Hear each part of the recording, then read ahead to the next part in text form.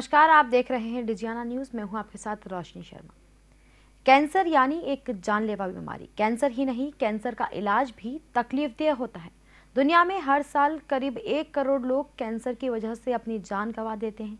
पिछले कई सालों में मेडिकल क्षेत्र ने ऐसी कई कामयाबी हासिल की है जिससे कैंसर पर जीत हासिल की जा सकती है।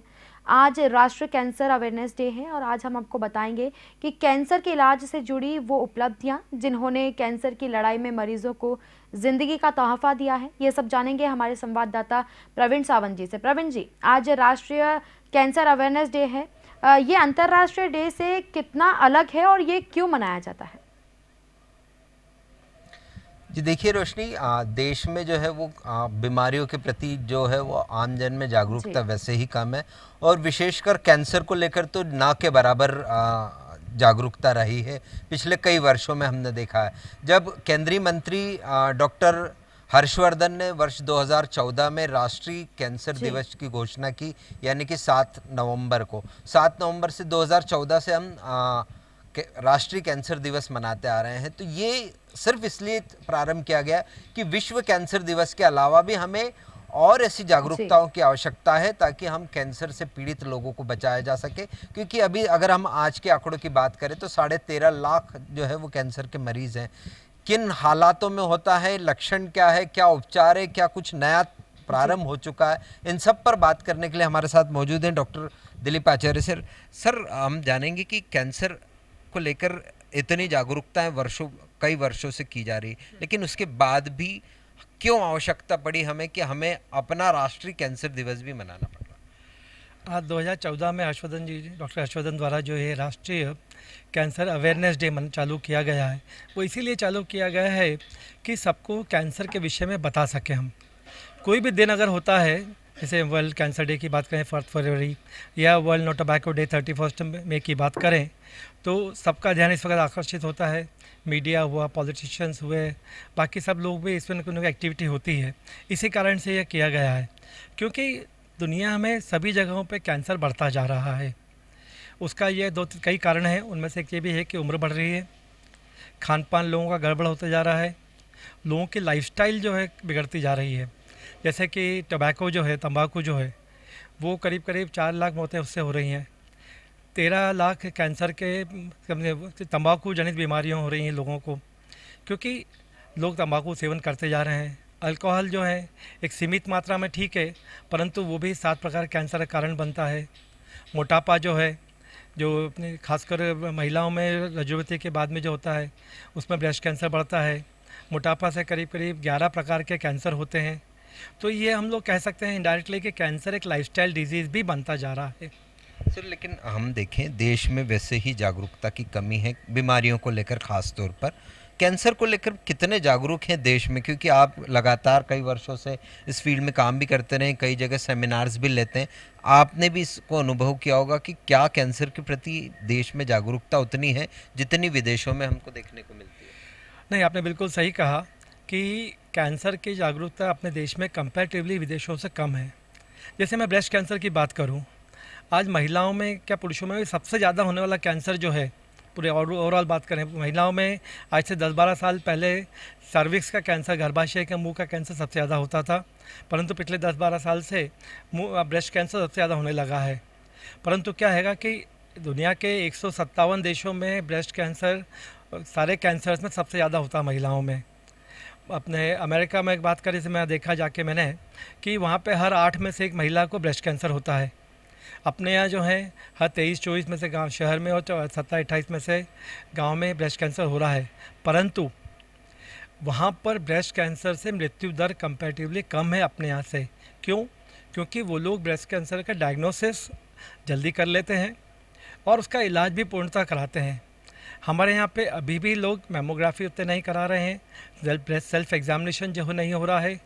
इवन टाटा कैंसर की स्टडी आई थी कि अगर प्रॉपरली हर 2 साल में क्लिनिकल एग्जामिनेशन डॉक्टर या ट्रेन नर्स द्वारा कर लिया जाता है तो 15% ब्रेस्ट कैंसर से मृत्यु कम हो सकती है।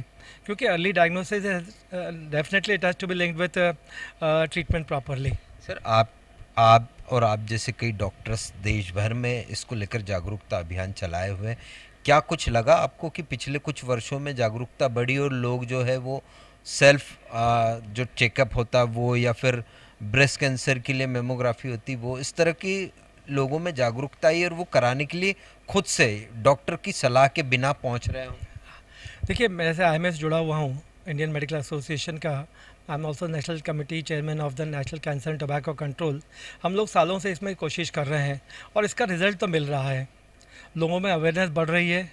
हमारे पास जो स्टेज 3 स्टेज 4 के कैंसर पेशेंट्स आते थे वो पहले से कुछ कम हुए हैं, कोई अर्ली स्टेज में पेशेंट डेफिनेटली आने लगे हैं। जैसे कि हम इवन सिगरेट तंबाकू की बात करें, जैसे बताया कि 13 प्रकार के कैंसर भी उससे होते हैं और भी बहुत बीमारियां होती हैं, परंतु अपने इंडिया स्टडी आ चुकी है कि पूरे इंडिया में करीबन स्मोकिंग 6% कम हुआ है। तो डेफिनेटली ये जो है अवेयरनेस बढ़ी है लोगों को तंबाकू से नुकसान होने की। अब इसमें सबका ही रोल है, गवर्नमेंट का बहुत बड़ा रोल रहता है, साथ में NGOs का भी रोल है, मीडिया का बहुत बड़ा रोल हैगा कि वो हमारी जो बातें हम जो बात करते हैं 100 लोगों के बदले वो 1000 लोगों तक, लाखों तक पहुंचाती है। तो अवेयरनेस बढ़ रही है डेफिनेटली, पर थोड़ा सा और ज़्यादा पुश करने की ज़रूरत है इसको अपने को, जिससे कि लोग अर्ली स्टेज में हम लोग बात कर रहे हैं आज प्रिवेंशन की एंड अर्ली डिटेक्शन की, ये दोनों ही चीज़ें बढ़ जाएंगी तो डेफिनेटली कैंसर का इंसिडेंस कम होते जाएगा। देश के आंकड़ों की बात की जाए तो देश में क्या स्थिति है कैंसर को, सभी प्रकार के कैंसर्स की? उनमें आपने जिस तरीके से कहा कि ब्रेस्ट कैंसर सबसे अधिक है, पुरुषों में सबसे ज़्यादा ब्रेस्ट कैंसर नहीं, मतलब ओवरऑल सारे कैंसर्स में ब्रेस्ट कैंसर सबसे ज़्यादा है, पर पुरुषों में सबसे ज़्यादा मुंह का कैंसर हो रहा है। अब मुंह का कैंसर और उसके बाद में फेफड़े का कैंसर है, ये दोनों कैंसर से काफ़ी हद तक बचाव किया जा सकता है। खासकर लिप एंड ओरल कैविटी जो भी हैं वो उसका मेन 90% कैंसर्स जो हैं वो होते हैं तंबाकू रिलेटेड, स्मोकिंग के कारण से, और गुटखा जो चबाने की आदत पड़ी है अपने यहाँ लोगों को जो है। दुनिया में सबसे ज़्यादा मुंह का कैंसर इंडिया में हो रहा है और उसका मेन कारण बताया मैंने आपको, तंबाकू का सेवन ही है जिससे पूरी तरह से बचा जा सकता है। सेकेंडली अल्कोहल, ओबेसिटी, ये काफ़ी बढ़ रही हैं। मैंने शुरू में कहा कि लाइफस्टाइल डिजीज़ होती जा रही है, तो IMA का बाकी सब संस्थाओं का जो फ़र्क पड़ रहा है, लोगों में अवेयरनेस बढ़ रही है, परंतु आंकड़ों की बात करें तो अभी भी कैंसर काफ़ी ज़्यादा है। 13.5 लाख नए पेशेंट्स हर साल मिलना मतलब बड़ी बात होती है काफ़ी, क्योंकि हम लोग है सरकार का फोकस जो है इलाज पे काफ़ी हो रहा है। मध्य प्रदेश सरकार ने तो कई जगह कीमोथेरेपी फ्री चालू करी है। डेफिनेटली आयुष्मान भारत के अंदर कैंसर का इलाज ज़्यादा अच्छी तरह से हो पा रहा है, परंतु फोकस जो है प्रिवेंशन के ऊपर और अर्ली डिटेक्शन पे भी होना चाहिए। सर पहले ये स्थिति थी कि पहले कहा जाता था कि कैंसर लाइलाज बीमारी है, इसको लेकर अभी भी लोगों में यही है कि किसी को एक बार हो गया तो वो पूरे घर परिवार को ये कहने लग जाता है कि अब मेरा कुछ नहीं होगा, आप अपना देखते रहिए। तो क्या ये स्थिति अभी भी वैसी है कि हमारे यहाँ उपचार उपलब्ध होने लगे? नहीं, डेफिनेटली कैंसर का उपचार जो है पिछले कुछ वर्षों में काफ़ी अच्छा हो गया है। इवन हमारे पास अगर लेट स्टेज में पेशेंट्स आते हैं तो भी उनको हम काफ़ी लंबे समय तक उनको अच्छा रख पाते हैं, और अगर अर्ली स्टेज में पेशेंट्स आते हैं तो उनको तो हम क्यूरेटिव ट्रीटमेंट अर्थात उनको ऐसा इलाज कर पाते हैं जिससे कि दोबारा कैंसर उनको हो ही नहीं सही। परंतु क्या है कि ये जो खबरें हैं ये गांव-गांव तक लोगों को पहुंचना ज़रूरी है। हम लोग जो बोलते हैं कैंसर मिथ्स हैं कि आप जो बोल रहे हैं ना कि बिल्कुल सही है कि लोगों को लगता है कि कुछ लोग तो इवन उसको छुआछूत की बीमारी मान लेते हैं। कुछ महिलाएँ मैंने देखी हैं कि उनको कैंसर हो जाता है, बताती नहीं है वो किसी को भी कि मेरे ब्रेस्ट में गठान हो गई है, उनको लगता है कि मैं आउटकास्ट हो जाएंगी सोसाइटी से, ऐसा कुछ होगा। तो इसलिए अवेयरनेस ही बताना ज़रूरी है कि कैंसर लाइलाज नहीं है। पहली बात तो ये, उसका संपूर्ण इलाज हो सकता है अगर उसको हम अर्ली स्टेज में पकड़ सकते हैं, और अगर लेट स्टेज में भी मरीज आता है तो डेफिनेटली उसका जो लॉन्जिविटी और लाइफ क्वालिटी ऑफ लाइफ उसकी इम्प्रूव कर सकते हैं। परंतु ये है कि जितनी जल्दी इलाज शुरू करेंगे वो पूरा इलाज लेंगे। अभी भी कई बार हमारे पास मरीज आते हैं जिनको डायग्नोसिस हो गया था, उनको मालूम पड़ा, डॉक्टर ने बता दिया कि आपको कैंसर है, फिर वो अल्टरनेटिव थेरेपी की तरफ चले जाते हैं। मेरा कहना है हमेशा कि आप अल्टरनेटिव थेरेपी जो लेना है लीजिए, परंतु जो मेन ट्रीटमेंट है सर्जरी का जो है, ऑपरेशन होता है इसका, रेडियोथेरेपी होती है, सिकाई होती है, कीमोथेरेपी जो होती है, ये मेन 3 पिलर्स होते हैं, तो इनको नहीं छोड़ना चाहिए, इनसे पूरा इलाज लेना ज़रूरी होता है। आपने अल्टरनेटिव उपचार की बात की है, कई जो है वो आयुर्वेद में भी इसका दावा किया जाता है, होम्योपैथ में भी दावा किया जा रहा है कि 100% क्योरेबल कैंसर है ये, मतलब कैंसर का उपचार जो है वो 100% है। क्या ये सही है, या आप चूँकि एलोपैथी से इसीलिए सिर्फ एलोपैथी की बात करेंगे? देखिए, दोनों बातें हैं। मेरे पास पेशेंट्स ऐसे देखने में नहीं आए जिनको कि होम्योपैथी या एलोपैथी से पूर्ण इलाज हो के बीमारी ख़त्म हो गई होगी। परंतु डेफिनेटली मैं क्योंकि उस विषय का ज्ञाता नहीं हूँ तो मैं उस पर नेगेटिव कमेंट नहीं करना चाहूँगा। मैं सिर्फ यही कहूँगा कि हमारा जो इलाज एलोपैथी का जो इलाज होता है उसको ज़रूर पूरा करें, बाकी जो इलाज लेना है उनको वो ज़रूर देख लें मरीज अपने। सर हम देखते हैं कि कई बीमारियों के प्रिवेंशन हो जाते हैं पहले से, क्या कैंसर के प्रिवेंशन को लेकर भी कुछ है हमारे देश में या विदेशों में, या अभी भी हम देश में उसको लेकर और स्ट्रगल कर रहे हैं? देखिए कैंसर करीब करीब बात करें तो 40% ऑफ कैंसर्स जो हैं प्रिवेंशन का हो सकता है, उनसे बचा जा सकता है, उनके होने से ही बचा जा सकता है। जिस मैंने बताया शुरू में ही आपको, तंबाकू 90% ओरल कैंसर का कारण है। इसके अलावा बाकी 11, 12, 13 कैंसर और होते हैं इससे। ओबेसिटी, मोटापा, फिजिकल एक्टिविटी नहीं करना, आफ्टर ऑल जब मेनोपॉज हो जाता है उसके बाद महिलाओं को अगर मोटापा बढ़ता है तो उसमें ब्रेस्ट कैंसर होने के चांसेस बढ़ जाते हैं। अल्कोहल, एक्सेसिव अल्कोहल भी जो है 10-11 टाइप के कैंसर का कारण बन सकता है। इसलिए ये सब चीज़ें जो हैं इनसे अगर बचा जाए तो डेफिनेटली कैंसर से बचा जा सकता है, उनको होने से ही बचा जा सकता है। नहीं, मेरा सवाल ये भी था सर कि क्या कोई ऐसा टीकाकरण, जैसे हम देखते हैं कई बीमारियों के वैक्सीन उपलब्ध हैं, कैंसर से बचाव के लिए भी कोई वैक्सीन है? नहीं, बिल्कुल बहुत अच्छा सवाल पूछा आपने। कैंसर से बचाव के लिए, स्पेशली सर्विक्स कैंसर के लिए तो काफ़ी समय से वैक्सीन अवेलेबल है, परंतु खुशी की बात यह है कि उसकी कॉस्ट क्योंकि ज़्यादा थी तो उसको अभी तक ज़्यादा प्रयोग में नहीं हो पा रही थी। परंतु इंडिया की वैक्सीन डेवलप हो गई है और हमें पूरी उम्मीद है कि आने वाले कुछ 2-4 महीने के अंदर ही काफ़ी रीजनेबल कॉस्ट में वो आ जाएगी मार्केट में। आईएमए चाहेगा कि इसको जैसे नेशनल वैक्सीनेशन प्रोग्राम है उसमें भी कुछ शामिल किया? हमने गवर्नमेंट को अभी भी लिखा हुआ है कि नेशनल इम्यूनाइजेशन प्रोग्राम जो होता है जिसमें कि बच्चों को जो इम्यूनाइजेशन दिया जाता है उसके अंदर भी इसको लेना बहुत ज़रूरी है। उसमें क्या 9 से लेकर जो है 18 साल की लड़कियों को अगर लग जाएगा तो सर्विक्स कैंसर होने का इंसिडेंस डेफिनेटली बहुत कम हो जाएगा। इसी प्रकार से लिवर कैंसर में हेपेटाइटिस बी वगैरह जो है उसके लिए भी वैक्सीन अवेलेबल है। इवन विदेशों में तो कुछ जगहों पे पुरुषों को भी ओरल कैंसर के लिए भी जो है HPV वैक्सीन जो होती है वो दिया जा रहा हैगा। तो डेफिनेटली आने वाले समय में वैक्सीनेशन, अभी जो इंडिया ने इतना अच्छा किया है वैक्सीनेशन कोविड के टाइम पे, और इसको भी अगर मिशन मोड में लेके अगर सरकार करेगी तो डेफिनेटली सर्विक्स कैंसर का इंसिडेंस अपने और भी कम हो सकता है। सर हमेशा बात होती कोई भी बीमारी हो तो उसके लक्षण जानने के लिए सबसे मतलब बड़ा कठिन होता है। जैसे कोविड में भी ये था कि फिर कहा गया है कि अगर आपको ज़्यादा खांसी हो रही है, तेज़ बुखार है, स्वाद मुँह का चला गया तो ये लक्षण है कोविड के। कैंसर के क्या लक्षण अगर हम देखें? देखिए कैंसर का ऐसा है कि ऐसा कोई लक्षण नहीं है कि अपन बोले कि ये आपका अगर शरीर में गठान आ गई है, बढ़ रही है तो ये कैंसर है, ऐसा नहीं है। जैसे स्तन कैंसर की बात करूं, क्योंकि पिछले महीने ब्रेस्ट कैंसर अवेयरनेस मंथ था, हमने भी काफ़ी एक्टिविटीज़ करी थी।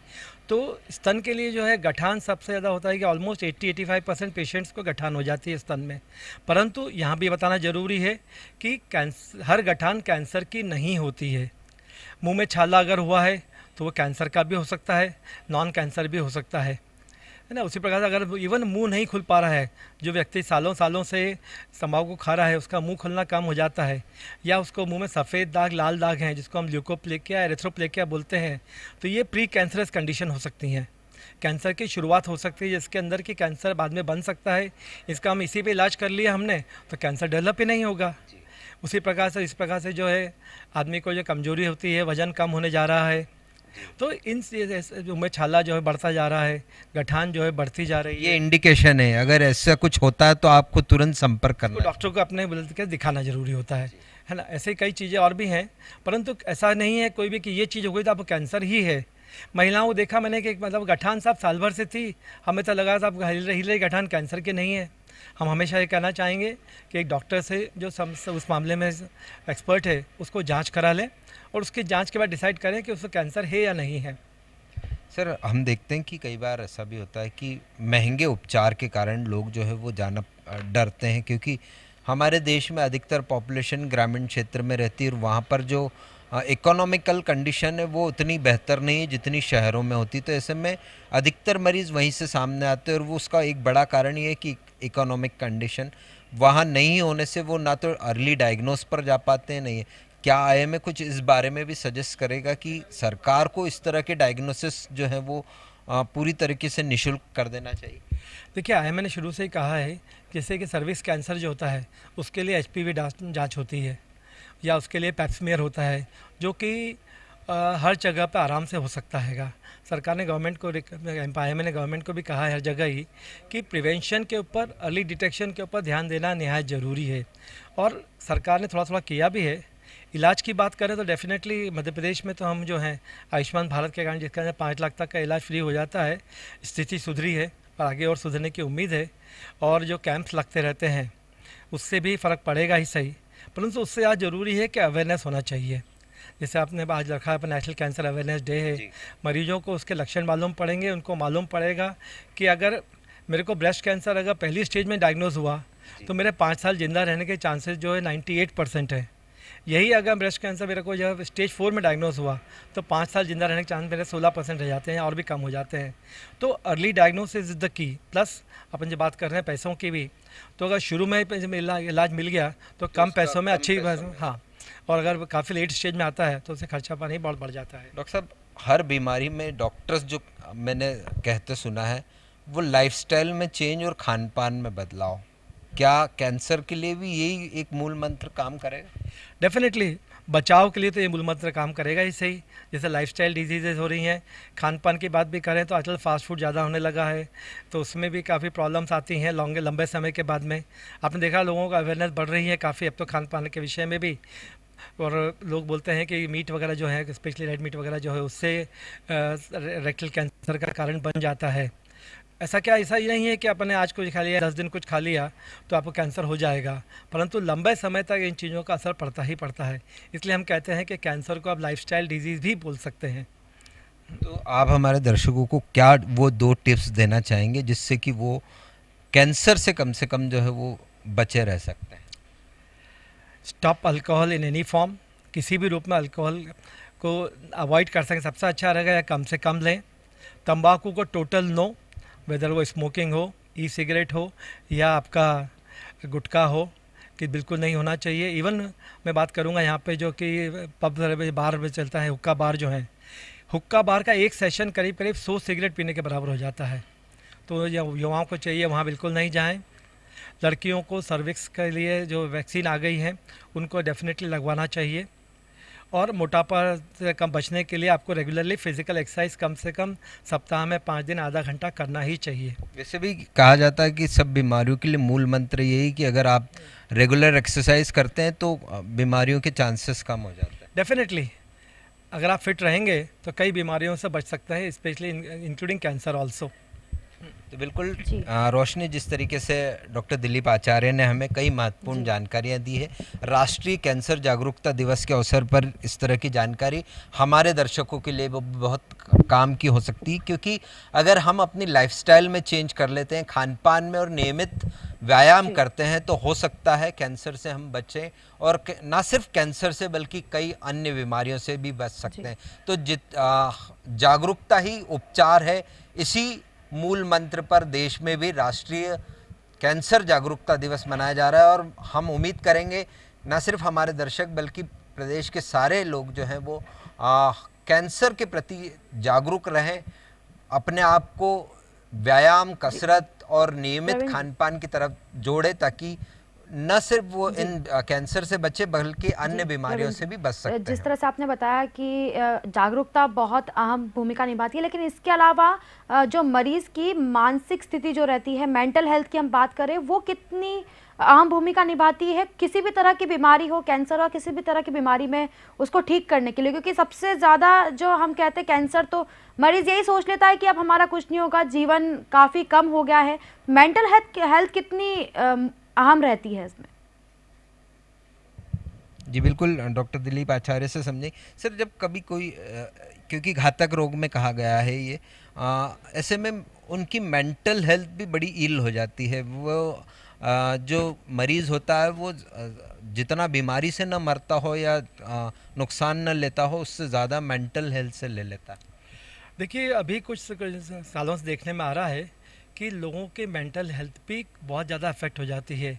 जनरल पॉपुलेशन में भी इफ़ेक्ट हो जाती है, और बीमार होने पर, खासकर जब मरीज को कैंसर होता है, उसको लगता है कि मुझे कैंसर हो गया है, तो वो काफ़ी डिप्रेशन में जा सकता है। तो इसके लिए हम डॉक्टर लोग उसको मोटिवेट भी करते हैं, उसको इलाज से होने वाले फ़ायदे भी बताते हैं, जिससे कि वो इलाज बीच में नहीं छोड़े। और आने वाले समय में ज़रूरत पड़ती है तो उनको दवाइयाँ भी दी जाती है डिप्रेशन वगैरह के लिए।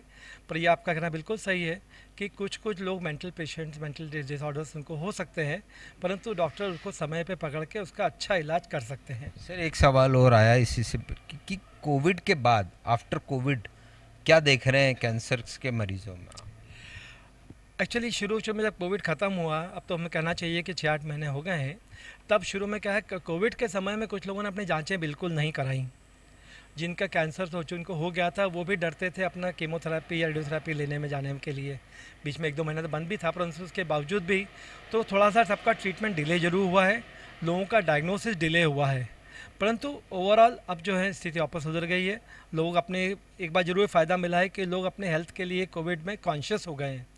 और जहाँ मैं वैक्सीन की बात कर रहा था, मुझे पूरी उम्मीद है वैक्सीन अगर इंडियन भी मार्केट में पूरी आ जाती है तो ज़्यादा से ज़्यादा लड़कियों को जल्दी से जल्दी लग जाएगी, क्योंकि लोगों ने वैक्सीनेशन के फ़ायदे समझ लिए हैं। बिल्कुल ठीक है। डॉक्टर आचार्य के अनुसार कहा गया कि सर्वाइकल कैंसर के लिए टीकाकरण उपलब्ध है देश में, तो अधिक से अधिक लोगों को, खासकर लड़कियों को जो 9 से 12 साल की उम्र की हैं, उन्हें अगर ये टीकाकरण कर दिया जाता है तो वो सर्वाइकल कैंसर से बच सकती है। इन सब के बीच एक और जो दिलीप जी ने बताया था कि गांव में महिलाएं जागरूक नहीं हैं, डरती हैं, कोई गठान भी हो जाती है तो डरती हैं डॉक्टर को बचाने या अन्य किसी व्यक्ति को बताने में। क्या प्रशासन द्वारा कोई योजना चलाई जा रही है जागरूक करने के लिए? डॉक्टर साहब, आप एनजीओ ये सब तो करते ही हैं जागरूकता के लिए काम, लेकिन क्या राज्य सरकार भी इस दिशा में कोई कदम उठा रही? राज्य सरकार सभी जगह पर जो है ना, वहाँ पे डेफिनेटली इसका कैंसर प्रिवेंशन प्रोग्राम्स रहते हैं, टोबैको कंट्रोल प्रोग्राम भी हैं, परंतु आप और हम समझते हैं कई बार कि बाकी सब चीज़ों के चक्कर में ये चीज़ें बैकसीट पे हो जाती हैं। डेफिनेटली कैंसर प्रिवेंशन पे ज़्यादा काम करना, अर्ली डिटेक्शन में ज़्यादा काम करना सरकार के लिए बहुत ज़्यादा ज़रूरी है। जैसे मैंने बताया था, आयुष्मान भारत के कारण से या गांव अपने डिस्ट्रिक्ट हॉस्पिटल में कीमोथेरेपी लगने शुरू होने से थोड़ा फ़ायदा मरीजों को मिला है, पर वो इलाज के ऊपर रहेगा। प्रिवेंशन के लिए अभी जैसे मैं कई बार ट्रेनिंग लेता हूँ नर्सेस की भी और आशा कार्यकर्ताओं को भी, कि उनको भी जो है सर्विस कैंसर के लिए VIA होता है, उसकी जांच कैसे कर सकते हैं वो ट्रेन किया जाए। तो सरकार को चाहिए थोड़ा इन पर और फोकस बढ़ाएं अपना, प्रिवेंशन के ऊपर भी, अर्ली डिटेक्शन के ऊपर भी, क्योंकि prevention is the best cure, तो इसलिए ज़रूरी है। तो बिल्कुल सरकार भी अपनी तरफ से प्रयास कर रही, आम जन को भी अपनी ओर से प्रयास करने होंगे। प्रवीण जी, इस विषय पर चर्चा करने के लिए बहुत बहुत धन्यवाद। तो प्रवीण जी ने हमें बताया कि किस तरह से आज राष्ट्रीय कैंसर डे, जागरूकता डे मनाया जा रहा है, किस तरह से लोगों को जागरूक किया जा रहा है। काफ़ी ज़्यादा जागरूकता की कमी है। कैंसर, काफ़ी ज़्यादा लोग कैंसर से पीड़ित हैं, लाखों लोगों की मौत कैंसर से हो जाती है। सिगरेट के कारण भी काफ़ी लोग लंग कैंसर का, लोगों को लंग कैंसर का कारण सिगरेट बनती है। इसके अलावा हम आपको बताना चाहेंगे कि 2019 में 1 करोड़ लोगों की मौत कैंसर से हुई थी। यहाँ सबसे ज़्यादा चौंकाने वाला तथ्य यह है कि 2010 की तुलना में करीब 21% ज़्यादा मौत कैंसर से होना बताई जा रही है। हालांकि कैंसर को लेकर अब तस्वीरें धीरे धीरे बदलने लगी हैं। अब कैंसर का इलाज संभव हो चुका है, बशर्ते वो समय पर बस डिटेक्ट हो जाए। कैंसर एक घातक बीमारी है, लेकिन जीवन शैली में थोड़ी सी सावधानी बरती जाए तो इससे दूर भी रहा जा सकता है। अगर कैंसर के लक्षण समय रहते दिखने लगे तो ज़रूरी उपाय करके इससे बचा जा सकता है। डिजियाना न्यूज़ के माध्यम से हम आपको यही संदेश देना चाहेंगे कि स्वास्थ्य के प्रति जागरूक रहें, खान पान में बदलाव करें, धूम्रपान से बचें और कैंसर के शुरुआती लक्षण यदि पाए जाते हैं तो उसका प्राथमिक उपचार ज़रूर करवाएं। फिलहाल यानी एक छोटा सा ब्रेक, जल्द हाजिर होंगे। आप देखते रहिए डिजियाना न्यूज़।